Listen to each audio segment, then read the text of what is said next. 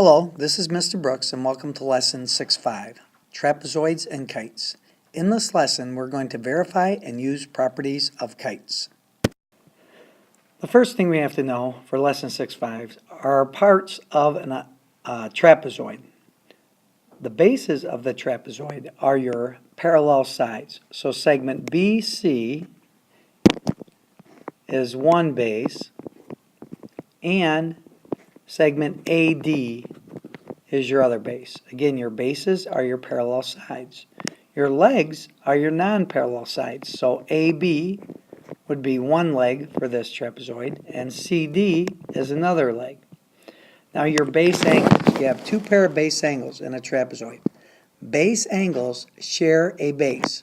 So if we look at base AD, this bottom one right here, then angle A and angle D are a pair of base angles. If you're looking at the top base, BC, then angle B and angle C are a pair of base angles. Our first theorem in Lesson 6.5 is base angles of an isosceles trapezoid are congruent. So if we look at isosceles trapezoid ABCD, here's a pair of base angles, A and D. We know they have to be congruent. Angle A is congruent to angle D, and angle B would have to be congruent to angle C, because base angles of an isosceles trapezoid are congruent. In example 1, they give us angle B, and they want us to find the other three angles of the isosceles trapezoid. Well, hopefully you'll look at this and say angle C is also 102, because base angles of an isosceles trapezoid are congruent. Now what you also need to know is that since the top and the bottom are parallel, and we can look at AB as a transversal, again, here's angle B, that's 102. You should, and the top and the bottom are parallel. You should know that these two angles are going to be supplementary. Why? If parallel lines, same side interior angles are supplementary. So that makes this angle 78 degrees. And if A is 78 degrees, then D has to be 78 degrees. Now let's look at quick check number 1. Let's see if we can do one they do not give us the answer to. Please pause the video while you try to figure out the measures of angle P, Q, and R. Well, hopefully you agree that angles S and angle R are base angles, so they have to be congruent. So R and S are going to be the same. So the measure of angle R is going to be 70. You also know that if this is an isosceles trapezoid, the top and the bottom are parallel. Here's PS, your transversal. If this is 70, with the top and the bottom parallel, then angle P, if parallel lines and same side interior angles are supplementary. So the measure of angle P has got to be 110, which makes the measure of angle Q 110. Our next theorem states the diagonals of an isosceles trapezoid are congruent. Let's take a look at the proof of this theorem. If you have isosceles trapezoid ABCD with segment AB congruent to segment DC, then you know the top and the bottom have to be parallel. And we are trying to prove AC, diagonal AC, is congruent to diagonal BD. How are we going to do this? Please pause the video and try to figure this out. To prove the two diagonals are congruent, we're going to look at the blue triangle and the green triangle, which I have redrawn down below. Well, we've already given AB is congruent to DC. Hopefully, you also understand that base angles of an isosceles triangle are congruent. So this angle, angle ABC, and angle DCB, these two angles right down here, have to be congruent because base angles on an isosceles trapezoid are congruent. And of course, BC is congruent to itself, making the two triangles congruent by side, angle, side. So since the triangles are congruent, now we can say what we were trying to prove, that the two diagonals are congruent by CPC TC. that AC is congruent to BD by CPC-TC.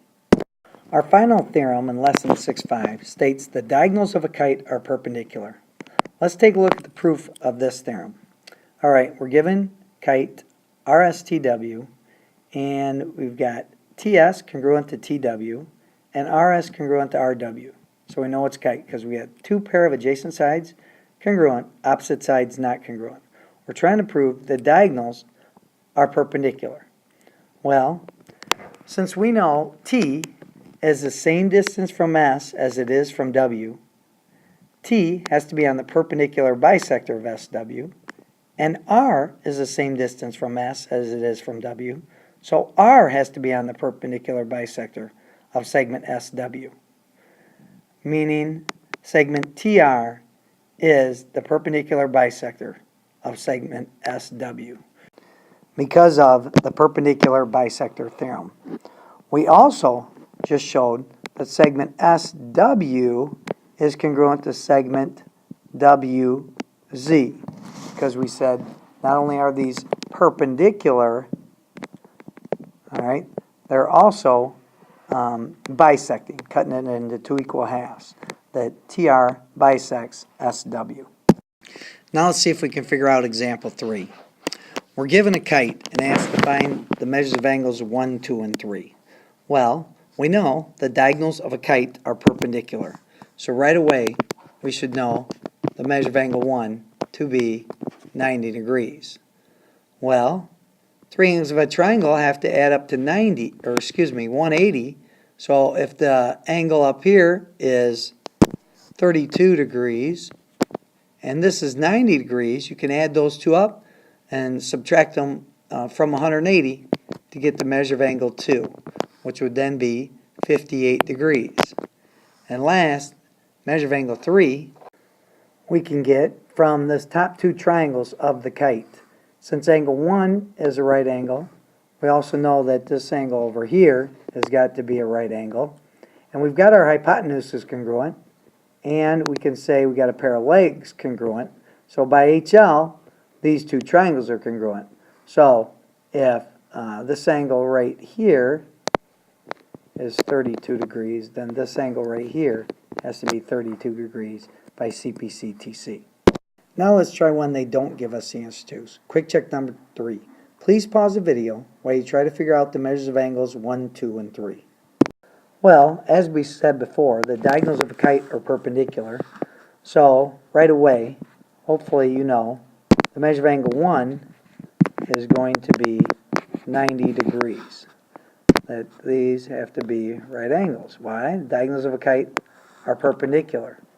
Well, since the two triangles up here at the left end are congruent, the measure of angle 2, again, those triangles are congruent by HL, the measure of angle 2 has to be 46 degrees. Well, if this angle is 46 degrees and this angle right here is 90 degrees, you can add those two up, subtract it from 180, making the measure of angle 3 to be 44 degrees. This concludes lesson 6.5.